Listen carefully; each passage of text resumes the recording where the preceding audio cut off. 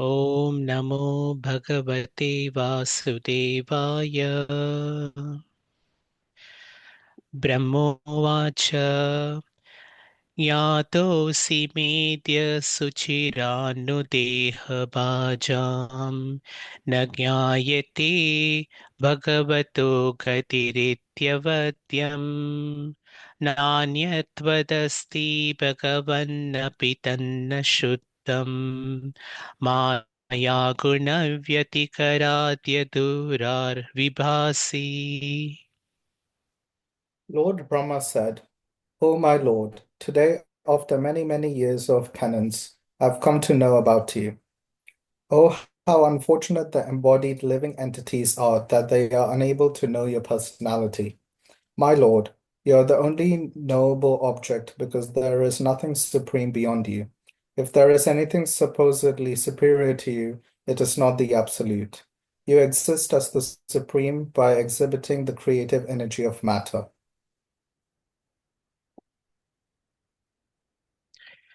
रूपं यदेतदबोधरसोदयेन शश्वन्निवृत्ततमसः सदनुग्रहाय आर्दो गृहीतमवतारशतैकबीजम् यन्नाभिपद्मभवनादहमाविरासम्।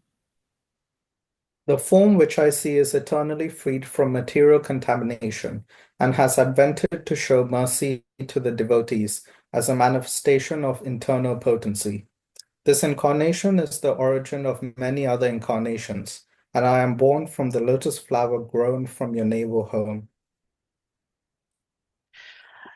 नातः परमयत्वतः स्वरूपम् आनन्दमात्रमविकल्पमविद्यवर्चः पश्यामि विश्वसृजमेकमविश्वमात्मन् भूतेन्द्रियात्मकमदस्थ उपाश्रितोऽस्मि।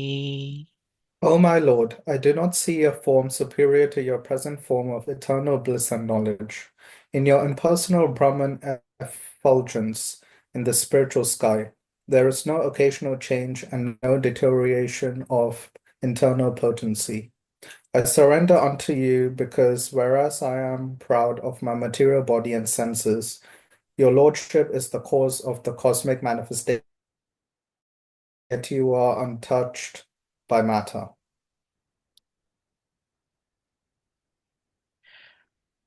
तद्वा इदं भुवनमङ्गलमङ्गलाय ध्यानेस्मनो दर्शितं त उपासकानां तस्मै नमो भगवते नु विधेम तुभ्यं यो नादृतो नरकाभिरसत्प्रसंज्ञै। This present form, or any transcendental form expanded by the Supreme Personality of Godhead, Sri Krishna, is equally auspicious for all the universes. Since you have manifested this eternal personal form upon whom your devotees meditate, I therefore offer my respectful obeisances unto you. Those who are destined to be dispatched to the path of hell neglect your personal form because of speculating on material topics. एतु त्वदीय चरणाम्बुजकोशगन्धं जिघ्नन्ति कर्णविवरैः श्रुतिवातनीतं भक्त्या गृहीतचरणपरया च तेषां नापैषीनाथ हृदयाम्बुरहात् स्वपुंसाम्। O my Lord, persons who smell the aroma of your lotus feet, carried by the air of Vedic sound through the holes of the ears, accept your devotional service. For them, you are never separated from the lotus of their hearts.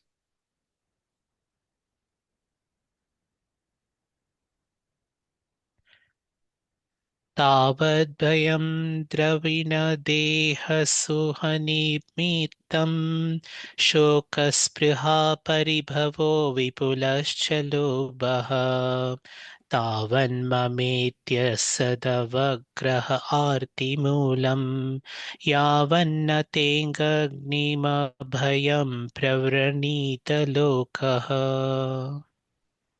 O my Lord, the people of the world are embarrassed by all material anxieties. They are always afraid. They always try to protect wealth, body, and friends.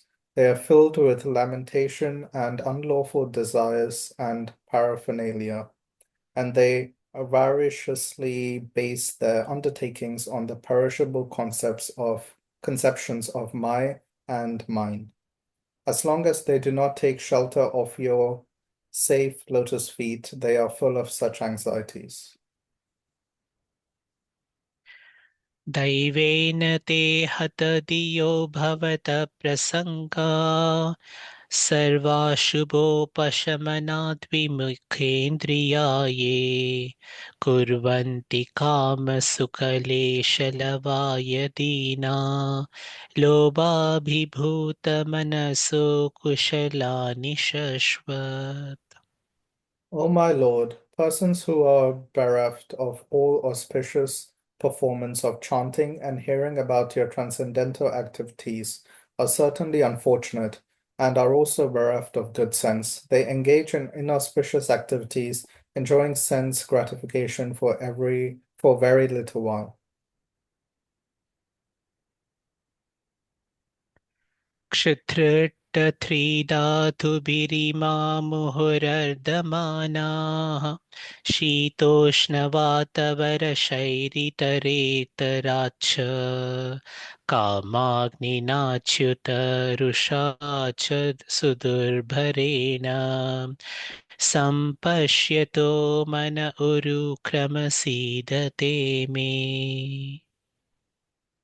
O great actor, my lord, all these poor creatures are constantly perplexed by hunger, thirst, severe cold, secretion, and bile, attacked by coughing winter, blasting summer, rains, and many other disturbing elements, and overwhelmed by strong sex urges and indefatigable anger.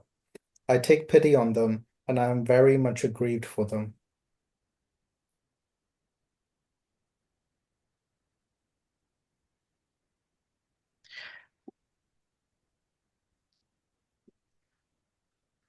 Could you please bring one step lower? Thank you.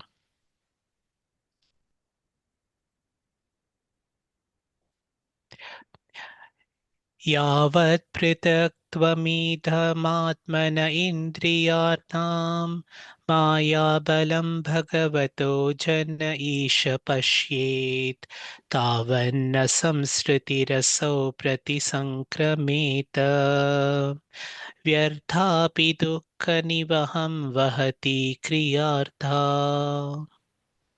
O my Lord, the material miseries are without factual existence for the soul. Yet as long as the conditioned soul sees the body as meant for sense enjoyment, he cannot get out of the entanglement of material miseries, being influenced by your external energy.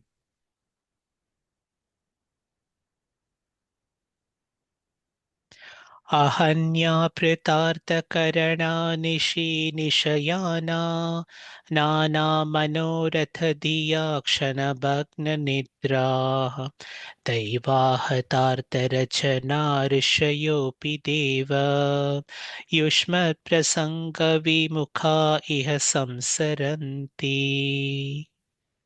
Such non-devotees engage their senses in very troublesome and extensive work, and they suffer insomnia at night because their intelligence constantly breaks their sleep with various mental speculations. They are frustrated in all their various plans by supernatural power. Even great sages, if they are against your transcendental topics, must rotate in this material world. त्वं भक्तियोगपरिभावितः हृसरोज आसे श्रुते क्षितपथो ननु नाथ पुंसाम् यद्यद्वियात उरुगाय विभावयन्ति तत्तद्वपु प्रणयसे सदनुग्रहाय O my Lord, your devotees can see you through the ears by the process of bona fide hearing, and thus their hearts become cleansed, and you take your seat there. You are so merciful to your devotees that you manifest yourself in the particular eternal form of transcendence in which they always think of you.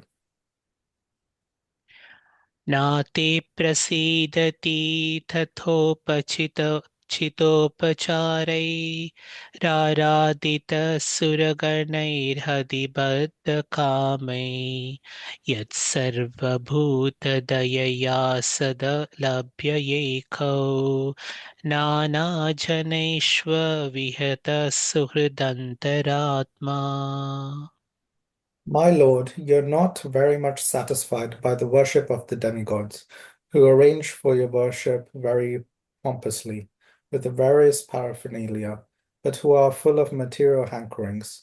You're situated in everyone's heart as the supersoul, just to show your causeless mercy, and you are the eternal well-wisher, but you are unavailable for the non-devotee.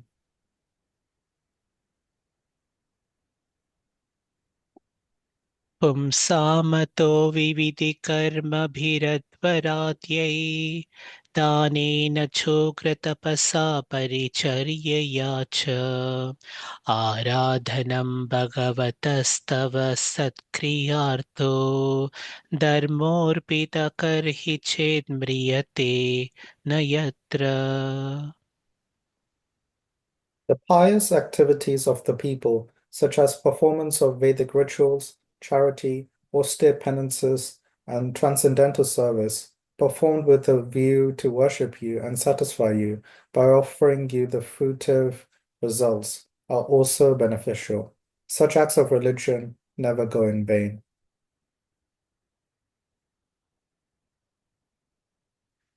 शश्वत्स्वरूपहमहसैव निपीतभेद मोहाय बोधदिशनाय नमः परस्मै विश्वोद्भवस्थितियलेषु निमित्तिलीला रासाय ते नम इदं चक्रुमेश्वराय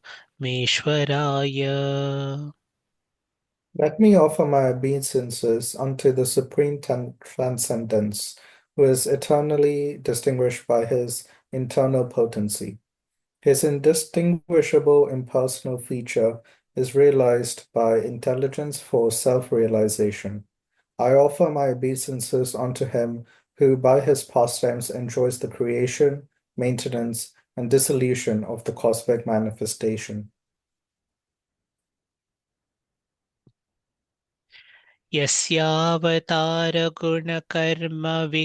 विडम्बनानि नामानि ये सुविगमे विवशा गृह्णन्ति तेनैकजन्मशमलं सहसैव हित्वा संयात्यापावृतामृतं तमजं प्रपद्ये Let me take shelter of the lotus feet of him whose incarnations, qualities, and activities are mysterious imitations of worldly affairs. One who evokes his transcendental names, even unconsciously, at the time he quits his life, is certainly washed immediately of the sins of many, many births and attains him without fail. यो वा अहं च गिरीशश्च विभुस्वयं च स्थितयुद्धवप्रलयहेतव आत्ममूलं भित्त्वा त्रिपाद्ववृद एक उरुप्ररोह तस्मै नमो भगवते भुवनद्रुमाय Your lordship is the prime root of the tree of the planetary systems. This tree has grown by first penetrating the material nature in three trunks, as me, Shiva, and you, the Almighty, for creation, maintenance, and dissolution. And we three have grown with many branches. Therefore, I offer my obeisances unto you, the tree of the cosmic manifestation.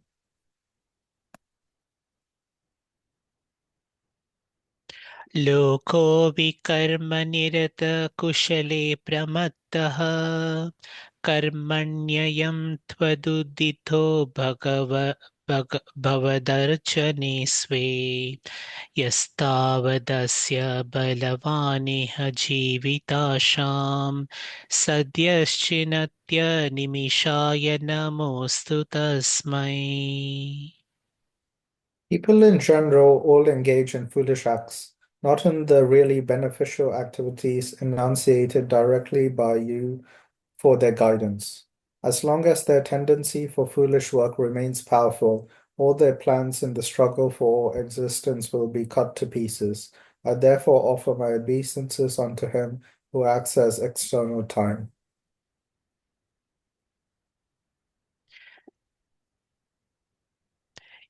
यस्माद्बिभेभ्यहमपि द्विपरार्धधिष्ण्या मद्यासितसकललोकनमस्कृतं यत् तपेतपो सवोरुरु समान तस्मै नमो भगवते धीमकाय तुभ्यम्.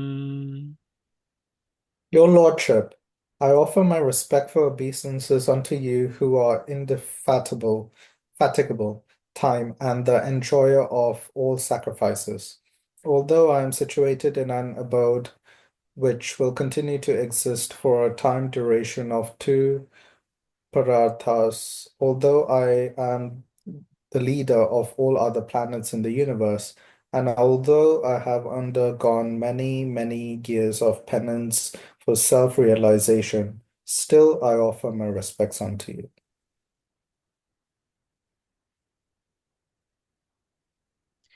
तिर्यङ्ग्यमनुष्यविबुधादिषु जीवयोनि स्वात्मेच्छयात्मकृतसेतुपरिसयायः रेमे निरस्तविषयोऽप्यवरुद्वदेह तस्मै नमो भगवते पुरुषोत्तमाय. O my Lord, by your own will you appear in the various species of living entities, among animals lower than human beings, as well as among the demigods, to perform your transcendental pastimes. You are not affected by material contamination. You come just to fulfill the obligations of your own principles of religion, and therefore, O Supreme Personality, I offer my obeisance unto you for manifesting such different forms.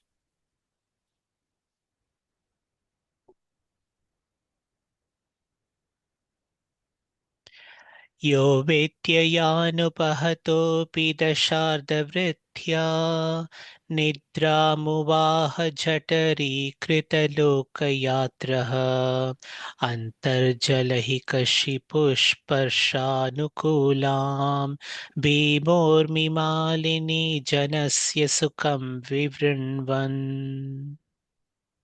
My Lord, you accept the pleasure of sleeping in the water of devastation, where there are violent waves, and you enjoy pleasure on the bed of snakes, showing the happiness of your sleep to intelligent persons. At that time, all the universal planets are stationed within your abdomen. यन्नाभिपद्मभवनादहमासमीड्य लोकत्रयोपकरणो यदनुग्रहेण तस्मै नमस्त उदरस्त भवाय योग निद्रावसानविकसन्ननिलेक्षणाय. O object of my worship, I am born from the house of your lotus navel for the purpose of creating the universe by your mercy. All these planets of the universe were stationed within your transcendental abdomen while you were enjoying sleep. Now, your sleep having ended, your eyes are are opened like blossoming lotuses in the morning.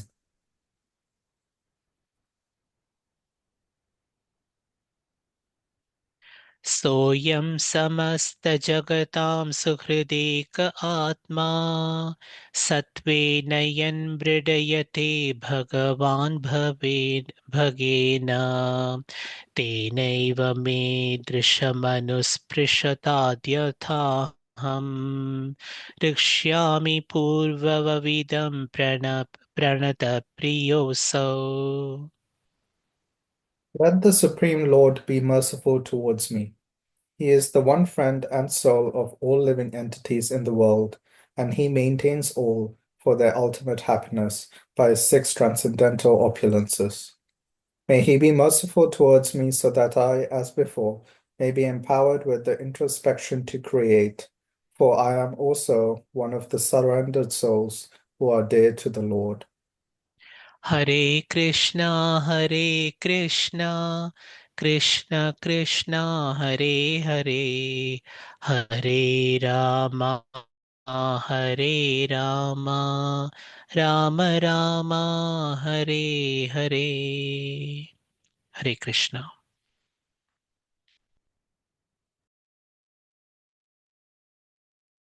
Thank you for the recitations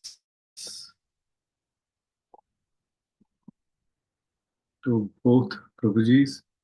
Jyoti Mataji, I think I can share my screen. Hare Krishna Prabhuji, yes, you can.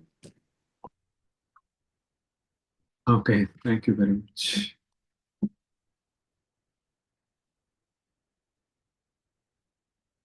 Stop.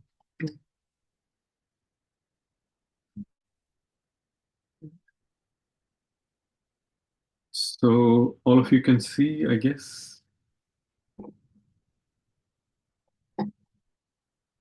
Yeah. Yes, Prabhuji. Oh, thank you, Mataji. Okay, great. So we will be discussing verse number 12, 13, and 14, if I'm not wrong, from third canto, ninth chapter. And let's start. Om Namo Bhagavate Vasudevaya. Om Namo Bhagavate Vasudevaya. Om Namo Bhagavate Vasudevaya. Narayanam Namaskritya Naram Chaiva Narottamam Devim Saraswatim Vyasam Tato Jayamudire Nashtaprayeshu Abhadreshu Nityam Bhagavata Sevaya Bhagavati Uttama-shloke Bhaktir-bhavati Naishtaki Yam pravrjantam-anupetam-apet-krutyam Dvaipayano Virahakatara Aju Ava Putreti Tanmayatayo Taravo Bhinedustam Sarvabhuta-hridayam Munimanatosmi. So 12th verse. Nati prasidati tatho pachitopachare आराधितः सुरगणैर् हृदिबद्धकामैः यत्सर्वभूतदयया दयया सदलभ्यैको नानाजनेष्वहितः सुहृदन्तरात्मा. Translation and purport by His Divine Grace Srila Prabhupada Ki Jai. Translation. My Lord, you are not very much satisfied by the worship of the demigods, who arrange for your worship very pompously with various paraphernalia, but who are full of material hankerings. You are situated in everyone's heart as the supersoul just to show your causeless mercy. And you are the eternal well-wisher, but you are unavailable for the non-devotee. Purport. The demigods in the celestial heavenly planets, who are appointed administrators of the material affairs, are also devotees of the Lord. But at the same time, they have desires for material opulence and sense gratification. The Lord is so kind that He awards them all sorts of material happiness, more than they can desire. But He is not satisfied with them because they are not pure devotees. The Lord does not want any one of His innumerable sons, the living entities, to remain in the material world of threefold miseries, to perpetually suffer the material pangs of birth, death, old age, and disease. The demigods in the heavenly planets and many devotees on this planet also want to remain in the material world as devotees of the Lord and take advantage of material happiness. They do so at a risk of falling down to the lower status of existence, and this makes the Lord dissatisfied with them. Pure devotees are not desirous of any material enjoyment, nor are they averse to it.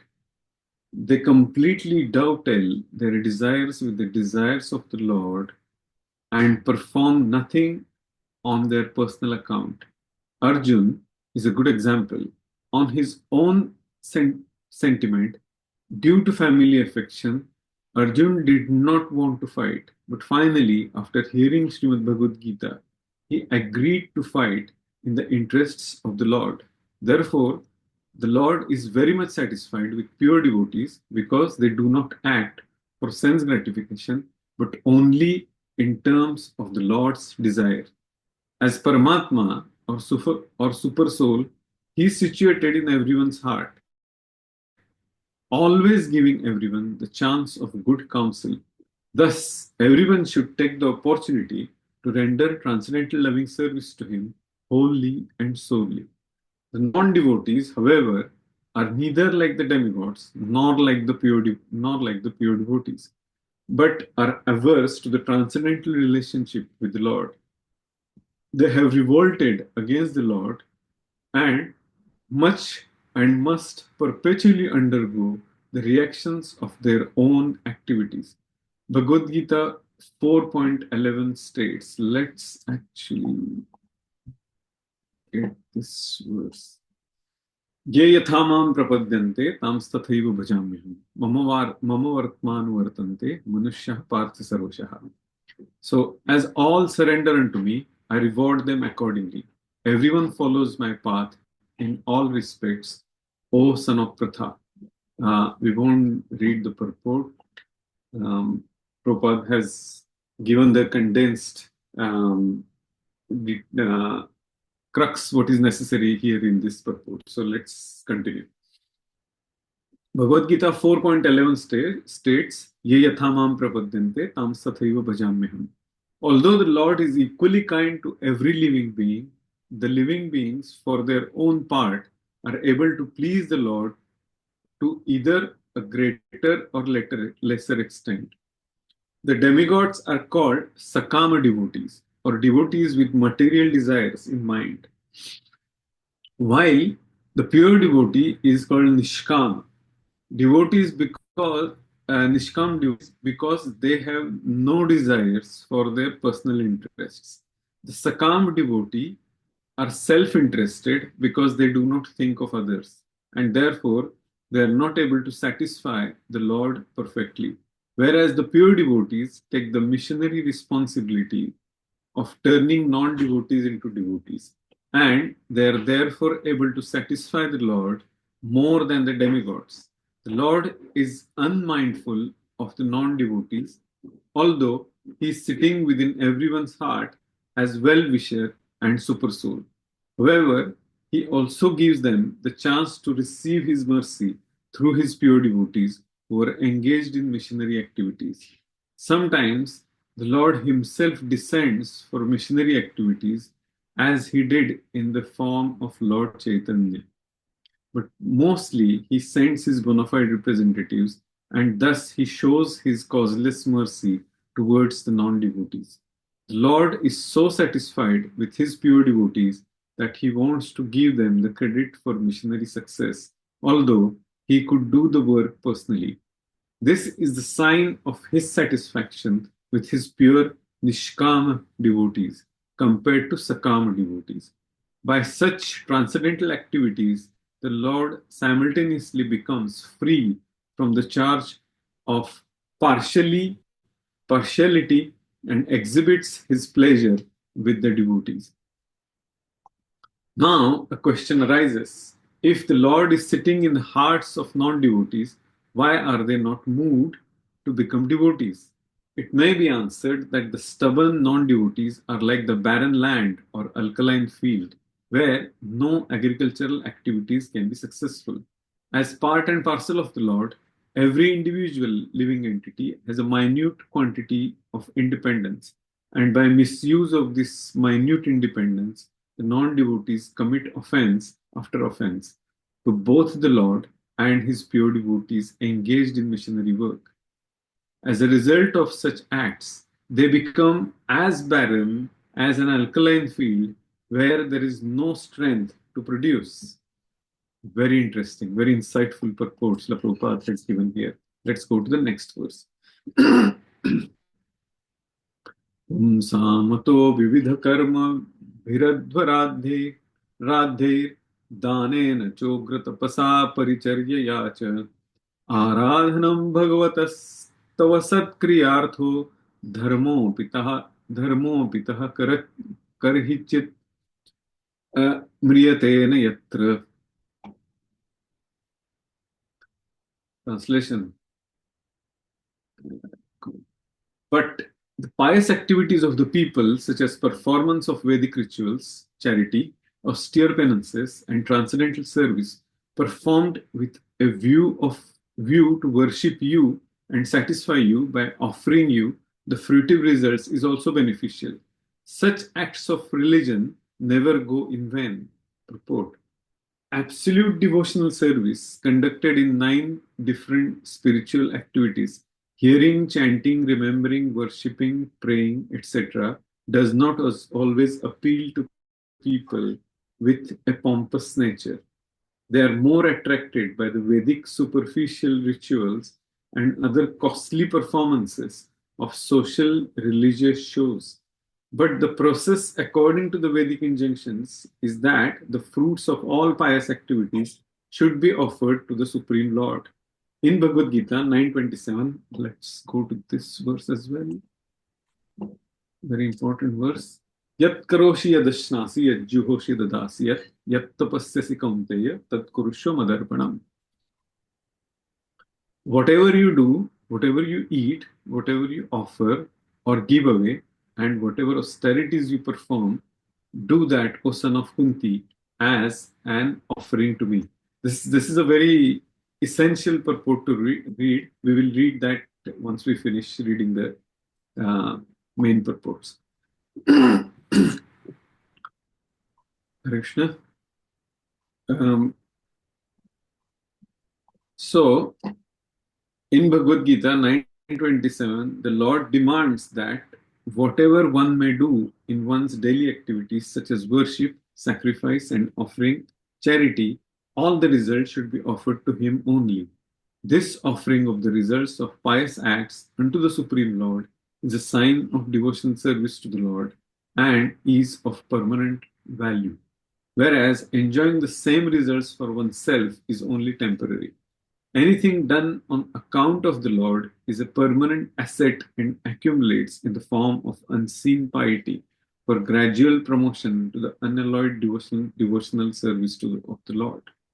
These undetected pious activities will one day result in full-fledged devotional service by the grace of the Supreme Lord. Therefore, any pious act done on account of the Supreme Lord is also recommended here for those who are not pure devotees. Very important point here. Let's go to the next verse. Shashvat swarupamahasaiva nipita bhedam abheda mohaya bodha dishaya namah parasmaihi vishvodbhava sthiti kilayeshu nimitta Lila Rasayate Nama Idam Chakrumeshwaraya. Oh, interesting. composition of the prayer. Translation. Let me offer my obeisances unto the Supreme Transcendence, who is eternally distinguished by his internal potency. His indistinguishable, impersonal feature is realized by intelligence for self-realization. I offer my obeisances unto him who, by his pastimes, enjoy the creation, maintenance, and dissolution of the cosmic manifestation. Uh, yeah, if you see the composition here, it has that flavor of Upanishadic language, and that's why I said it's an interesting composition. And no surprise, because it is related to the impersonal feature realization by intelligence for self-realization. Well, let's read the purport. The Supreme Lord is eternally distinguished from the living entities by his internal potency, although he is also understood in his impersonal feature by self-realized intelligence. Devotees of the Lord, therefore, offer all respectful obeisances unto the impersonal feature of the Lord. The word rasa is significant herein. The rasa dance is performed by Lord Krishna in the company of cowherd damsels at Vrindavan, and the personality of Godhead, Garbhodakshay Vishnu, is also engaged in the rasa enjoyment with his external potency, by which he creates, maintains, and dissolves the entire material manifestation. Indirectly, Lord Brahma offers his respectful obeisances unto Lord Sri Krishna, who is factually ever engaged in rasa enjoyment with the gopis, as confirmed in Gopala Tapani Upanishad in the following words. Parardhante so buddhyata Gopavesho me purusha purastat avirbabhuva. The distinction between the Lord and the living entity is definitely experienced when there is sufficient intelligence to understand his internal potency, as distinguished from the external potency by which he makes possible the material manifestation. Srila Prabhupada ki jai. Let's chant our Mangala Charana, and then we will start discussing our purports. Today's verses. Om Ajnantimirandhasya ज्ञानाञ्जनशलाकया Gnananjanaशलाकया रक्षितमितं येन तस्मै श्रीगुरुवे नमः श्रीचैतन्यमनोभीष्टं स्थापितं येन भूतले स्वयं रूपकदा मह्यं ददाति स्वपदान्तिकं वन्देऽहं श्रीगुरो श्रीयुतापदकमलं श्रीगुरुन् वैष्णवांश्च श्रीरूपं साग्रजातं सहगण रघुनाथान्वितं तं सजीवं स अद्वैतं स अवधूतं परिजनसहितं कृष्णचैतन्यदेवं श्रीराधा कृष्णपादान् सहगण ललिता श्रीविशाखान्वितांश्च हे कृष्ण करुणा सिन्धु दीनबन्धो जगत्पते गोपेश गोपिका कान्त राधा कान्त नमोऽस्तुते तप्त काञ्चन गौराङ्गी राधे वृन्दावनेश्वरी वृषभानुसुते देवी प्रणमामि हरिप्रिये वाञ्छकल्पतरुभ्यश्च कृपा सिन्धुभ्य एव च पतितानां पावनेभ्यो वैष्णवेभ्यो नमो नमः। जय श्री कृष्ण चैतन्य प्रभु नित्यानंद श्री अद्वैत गदाधर श्रीवास आदि गौर भक्तवृंद हरे कृष्ण कृष्ण कृष्ण हरे हरे हरे राम राम राम हरे हरे हरे कृष्ण कृष्ण कृष्ण हरे हरे हरे राम राम राम हरे हरे हरे कृष्ण कृष्ण कृष्ण हरे हरे हरे राम राम राम हरे हरे अजानुलम्बितभुजौ कनकावधातौ सङ्कीर्तनैकपितरौ कमलायताक्षौ विश्वम्भरौ द्विजभरौ युगधर्मपालौ वन्दे जगत्प्रियकरौ करुणा अवतारौ युन्तः प्रविश्य मम वाचमिमां प्रसूक्तां सञ्जीवयत्य अखिलशक्तिधरस्वधाम्ना अन्यांश्च हस्तचरणाश्रवणात्वगादीन् प्राणान् नमो भगवते पुरुषाय तुभ्यम्. So let's go to the first verse.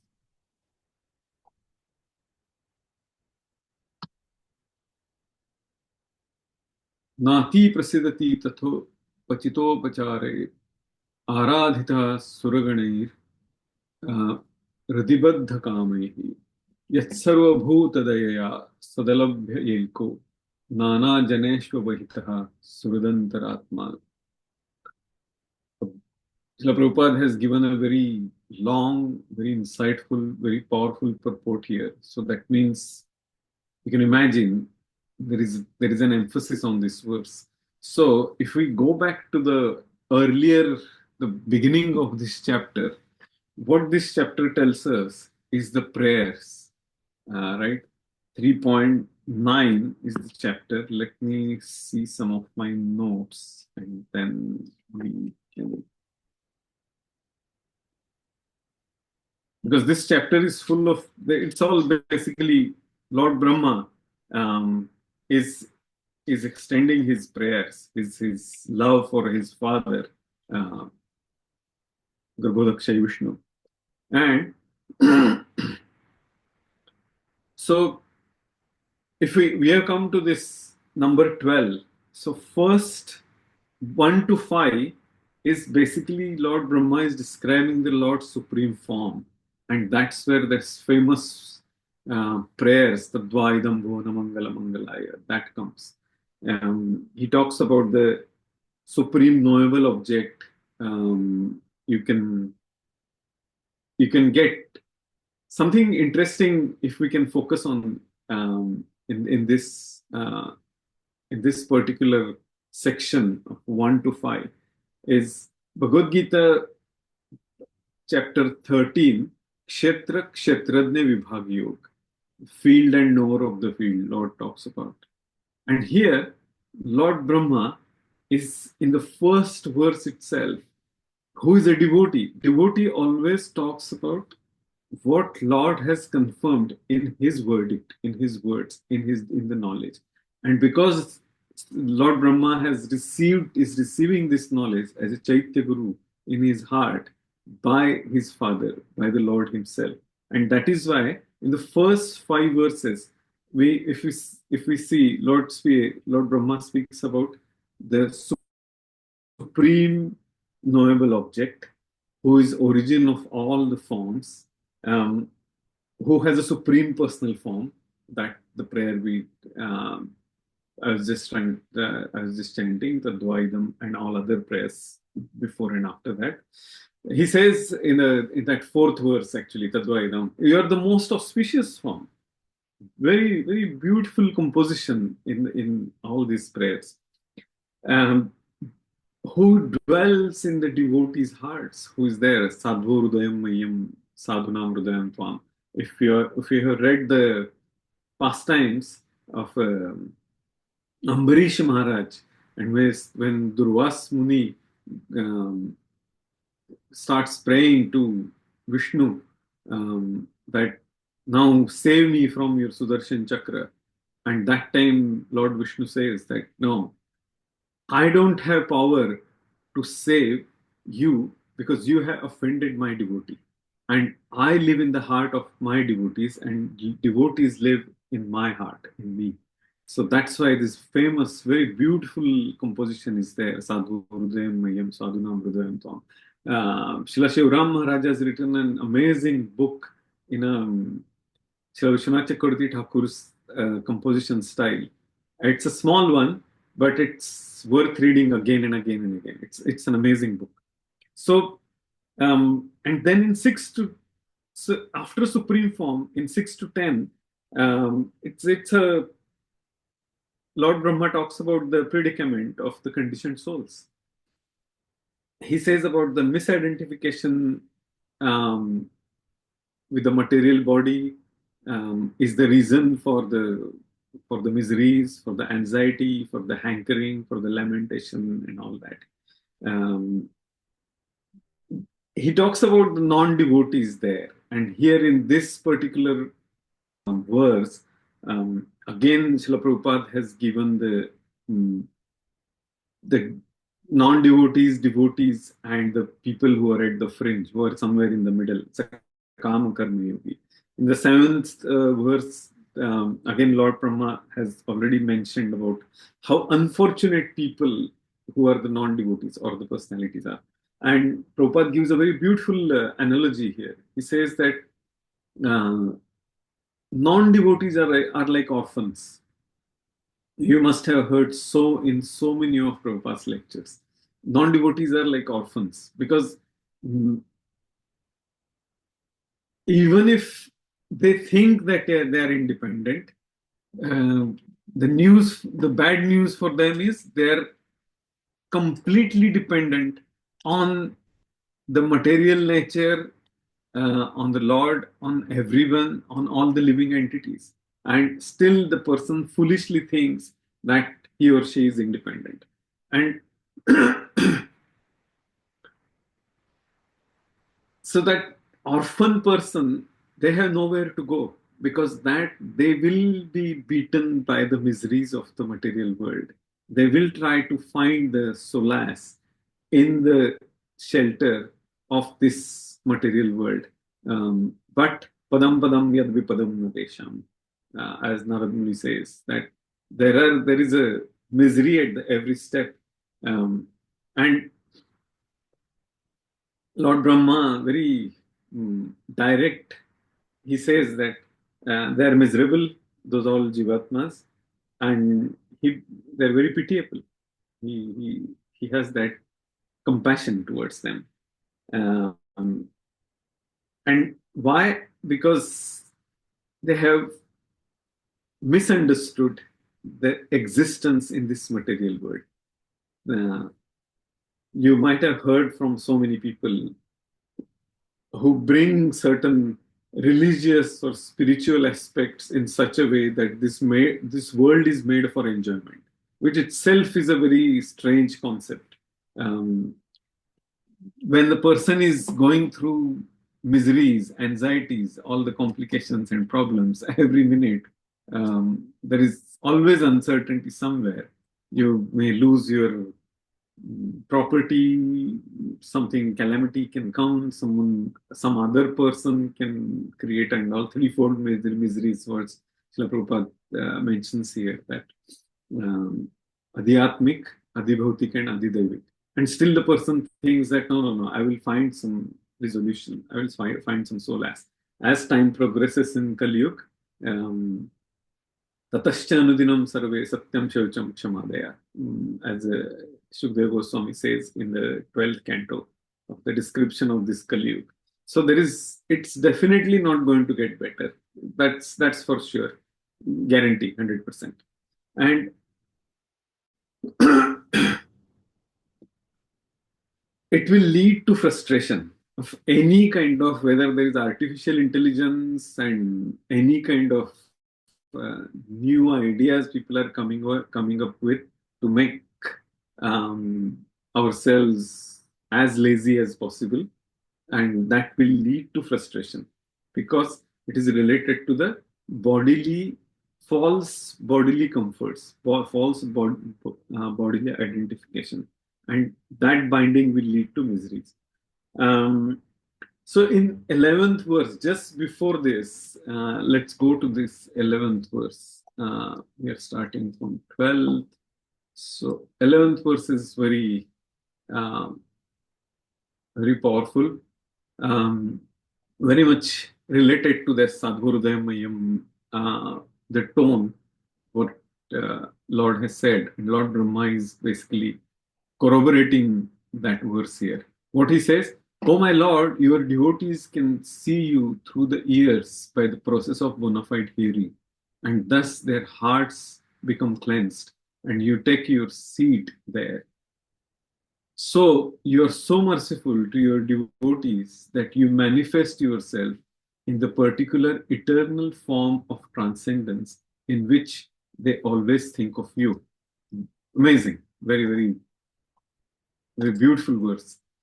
And then Lord Brahma is coming to a point that demigods and non-devotees, back to the 6 to 10 section, but here it is little bit of progress, because some person or some jivatma may think that no, there is something higher than me, I can go to him, but again, for my own sense gratification, to be more and more comfortable in this material world where I am.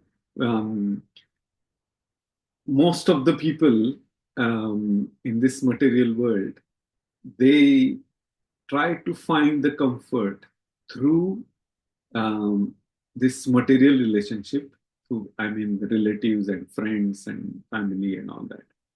Second, they try to find the comfort through what? Um, Through the big, very comfortable houses, and then making all the facilities inside, and more than, yeah, I don't have to explain that, all the luxuries in the posh houses. Or scriptures say that if a person is very attached to the house, um, big house and very posh house and very beautiful house, um, their destination is usually a tree somewhere in or around that house. Because of that desire, that attachment, the person uh, remains there, very somewhere closer to that house. And that tree, people can chop the tree and then do all the pruning and everything. There is a pain which is against the um, nature of the tree. And then eventually that tree will see so many generations, and eventually the tree will die. If that's how the purification happens in the when person goes through those 8.4 million species. But tree will be one of the birth for that person who is very attached to that material comforts in a house. So people who offer their results will become pure devotees gradually. And here, if we see that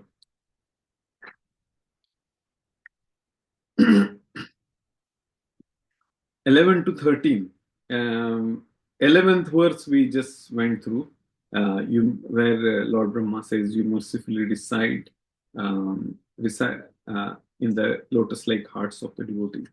So, in Bhagavad Gita,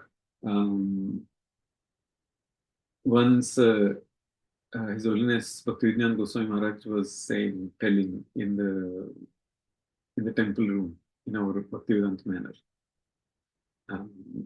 He said something very, very powerful. He said 2.7, where Arjun says, "Karpanya doshopahatas svabhava pritchami tvam dharma sammudha cheta yachreyasam nishchitam bruhitam me shishyasteham shadimam tvam prapannam."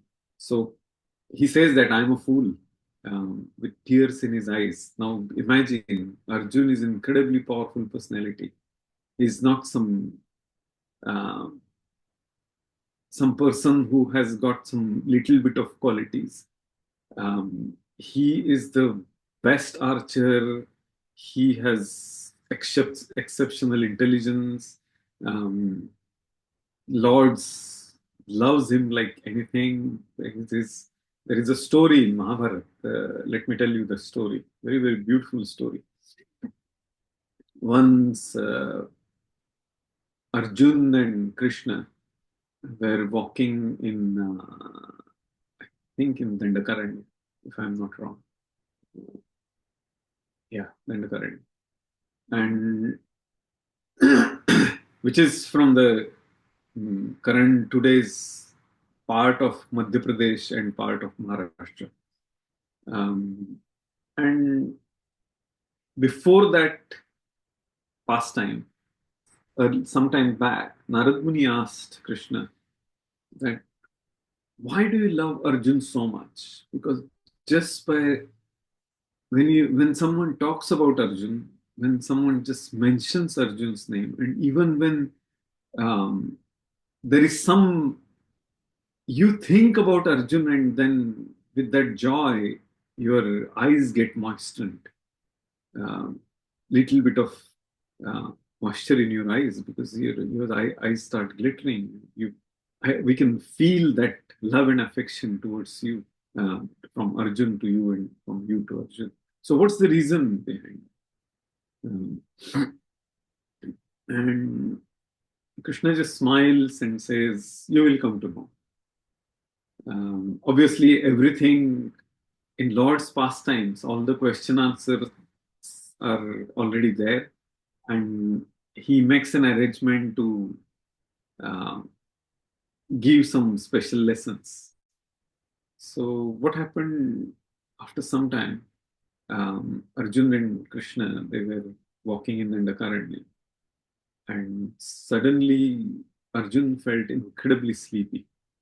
He felt so sleepy because he was so drowsy that he said to the Lord that I can't even walk a few steps now. I have to take a nap. Krishna, being his out of his compassion, his love, and everything, he says, "Okay, I will sit down here under the tree. It's an evening twilight type of time, and let me, yeah, you put your head on my lap, and you can sleep." And Arjun puts his head on Krishna's lap, and he starts. Arjun is fast, in a deep sleep, and Lord is relishing that association. He just keeps looking at Arjun with his lotus eyes, and he just sits there. He keeps singing, and he takes his flute out and he starts playing the flute and all that. And Arjun is in a deep sleep, is fast asleep. So can you imagine? Just try to, we can't imagine that, but let's try to understand that how amazing the gesture of the Supreme Lord is, that for his devotee, he is singing, he is playing the flute, he takes his head on his lap, and then he's enjoying, he's Atmarama, he's blissful. It's very pleasant experience for him to serve his devotee. And after some time, Narad Muni comes, and he pays his obeisances, and he says, "Oh, my lord, what is this? What happened to Arjun?" And then Krishna says that he wanted to take a nap. He couldn't sleep. He couldn't walk even few steps, and that's why I suggested, why not you put your head on my lap and you can sleep for some time. And that's why I'm here sitting and then I'm singing. And but because of we walked for a while and I've been singing, so I feel very thirsty. I'm incredibly thirsty. So there is a small, beautiful lake nearby. So let me drink some water and I will come back. By that time, you take Arjun's head on your lap and I will be back. So Narad Muni does that. And then after some time, when that sound of Krishna's steps becomes weak and it disappears, it becomes a very proper forest type of silence with little bit of chirping of birds and some insects or bumblebees singing and all that. But Narad Muni, he's just sitting there. He doesn't sing. He just meditates on that on the Lord, because he has just seen Lord going to bring the water, and then he starts listening to a very beautiful, very rich chanting of Lord's name, Krishna, Krishna, Krishna, Krishna, and some other names as well. And again, Krishna, Krishna, Krishna. And Narad Muni gets completely bewildered. Now, there is no one around, And who is singing? Who is chanting this Lord's name with such a beautiful sound? And he's confused, he's bewildered. After some time, um, with his meditation power, with his he sits in a proper mudra, um, and he meditates on the Lord's name, and then he realizes that every pore of Arjun's body is chanting the name of the Lord. So, as we have gone through in the first chapter, that the way Arjun talks about when Lord finishes his pastimes on this earth, and that time Lord Arjun says that my whole existence, my power, my weapon, everything, my skills was only because of him. So without him, my existence is meaningless. And you can see here in this particular story that Arjun's dedication, his love, his devotion, his rasa, Sakhya rasa, is so intense. And that is why in this Navavidha Bhakti, Shravanam Kirtanam Vishnu Smaranam Padasevanam, in that, when anyone talks about the Sakhya ras related to this Navavidha Bhakti, the epitome of that Sakhya ras, epitome of that relationship with the Lord is Arjun. And that's why here in this purport, Srila Prabhupada talks about the glory of Arjun when he heard Bhagavad Gita, when he was, and when he surrendered himself. He was always surrendered, but in this pastime, everything he was doing is just for the service of the Lord. As before starting Mahabharata, we know the story of Arjuna and Duryodhan. They went to see the Lord, and that time after this, Lord says that when he chastises Arjun, "You are a fool. I was always there, but you chose me instead of my Sena." And that time Arjun says that yes, I'm a warrior. I'm a kshatriya to fight for you. To follow my dharma of Kshatra dharma is just to be there with you, for you.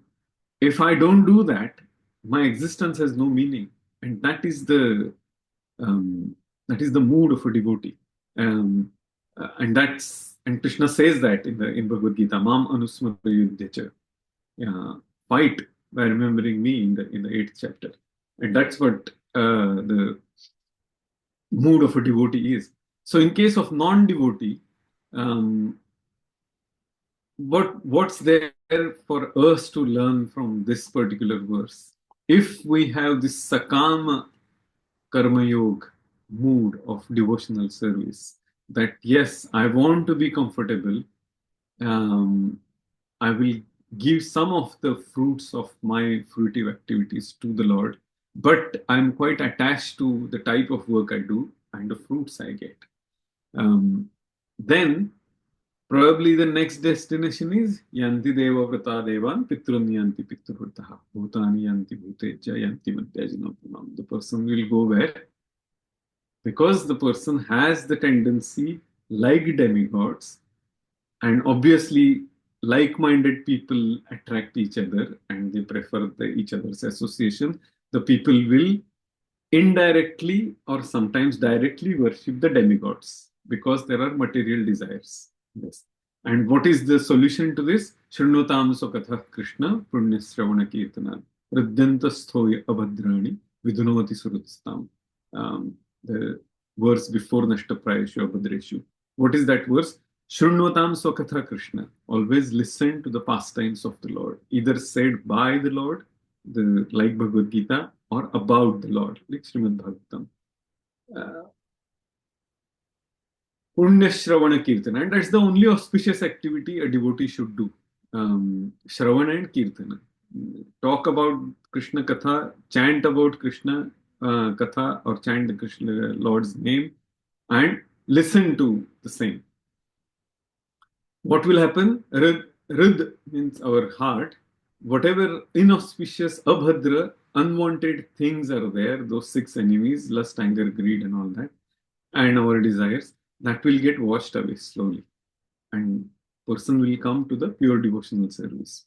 And so that is why here, therefore, the Lord is very much satisfied with pure devotees, because they do not act for sense gratification, but only in terms of Lord's desire.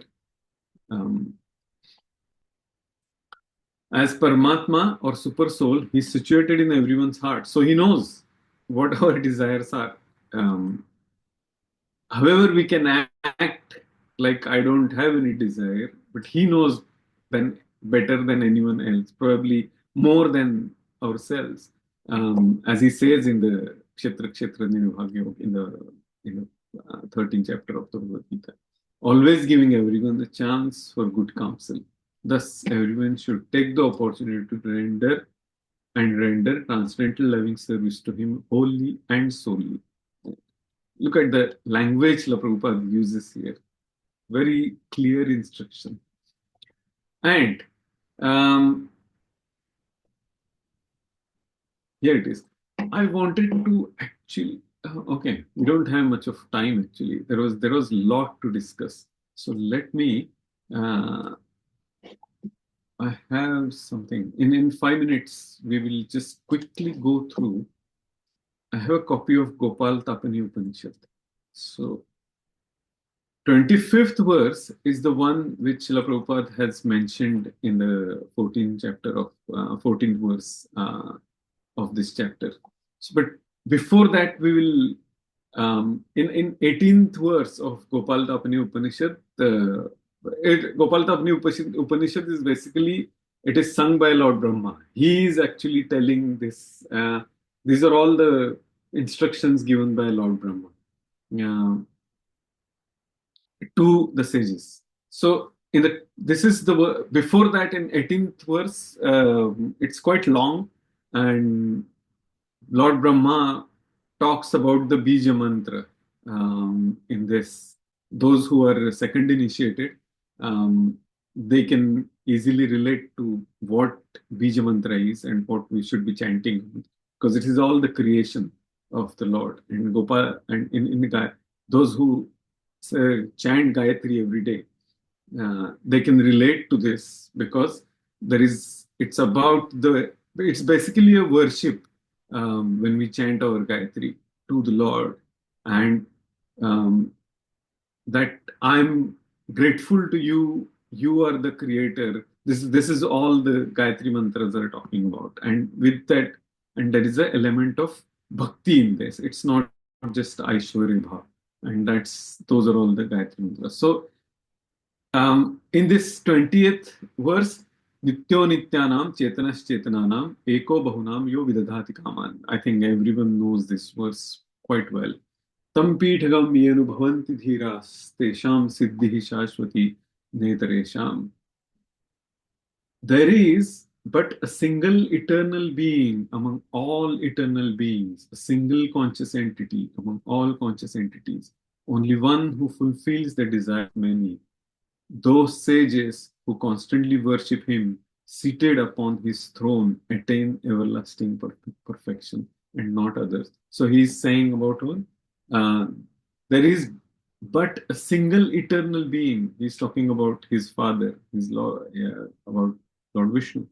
And then there is a purport here. We will not go through the purport and all other verses, but 21st verse, what it says: to those who are constantly engaged in worshipping the supreme abode of Vishnu rather than their material desires, he immediately appears in the form of a cowherd boy and carefully reveals his own abode at that very time. Atmapadam. And which chapter of Bhagavad Gita we can relate to this? 15th chapter of Bhagavad Gita. Natad bhasayate suryo na shashanko na pavaka. Let's go to the next verse. We will touch upon the 25th verse and then we will stop. Okay.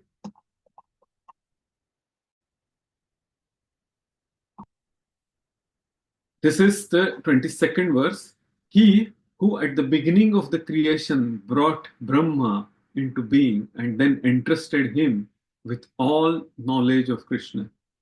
One seeking liberation should take refuge in that divine being who is the revealer of the spiritual intelligence by which one knows the self. Let's go to the next verse. It talks about the pranama mantra, Omkara. So let's read this. To those who chant this five-sectioned Govinda mantra, preceded and followed by Omkara, he shows his personal form. Therefore, anyone who seeks liberation should constantly repeat this mantra to gain eternal peace. 24th verse is all other Govinda mantras used by humankind, such as that of 10 syllables, are derived from this five-part mantra. Meditation on it should be practiced as was done by Indra and others who sought material power and opulence. Now you can relate to this, how brilliantly Srila Prabhupada has brought that Gopal Tapani Upanishad mantra with this section of Srimad Bhagavatam. Let's go to the 25th verse.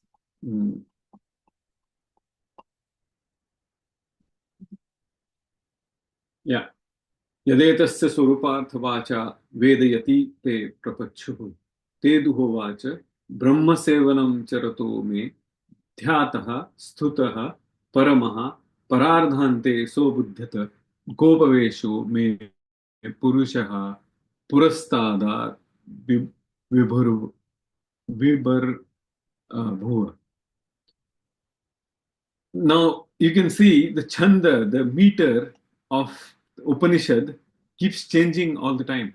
Earlier, the 20th verse was very easy meter to sing, but here it's different. So, and that is the Upanishadic language. Let's read the translation. The sages then said, please reveal in words the essential meaning of this mantra. And Brahma replied, as I performed the Brahma Savana, I meditated and praised the Supreme Person who awoke from his Yoga Nidra at the end of my long night. That Supreme Person appeared before me in the dress cowherd boy. And Gopal Tapani Upanishad, actually, if you read just the translation of the verses in Gopal Tapani Upanishad, we get an understanding of how Lord looks, what is his eternal personal features, why he is called Ghanashyama or Shama Sundara, how his pitambara, how his garments are, and everything is there. So I think, yeah, time is up. I will stop here. Are there any questions or comments? No questions, no comments. I haven't heard any voice apart from myself. Interesting. Hare Krishna, Prabhuji. Can I accept my humble obeisance as a good Prabhupada? Thank you, Prabhuji. Thank you. You took us through this Gopal Tapani mantras also. You talk about the Gayatri mantra, which most of us may know. Also, you said people who are rich, when they leave their bodies, they become trees, right? Yeah. Yes. But in other part of Bhagavatam, it is stated that people who show their body parts when they're alive, they become trees. And people who are rich, who are too attached to their wealth, they become snakes. They come and guard it. There's a story of Kailasha in Bhagavad Purana. So we have the example of Nalakuver and Manigriva, who are bathing naked in the river, in the Mandakini Ganga. And then Narad Muni cursed them to become trees. That is also there. Yes. Thank you, Prabhuji. Thank you so much. Hare Krishna. Krishna. Any other comments, questions? Jyoti Mataji, I haven't heard anything from you. Is all good? Okay, we'll stop here. Thank you very much. Vanchakalpatarubhyascha kripa sindhubhya eva cha patitanam pavanebhyo वैष्णवेभ्यो नमो vaishnavebhyo नमः। anantakoti जय vaishnavaki. Jai. Thank you.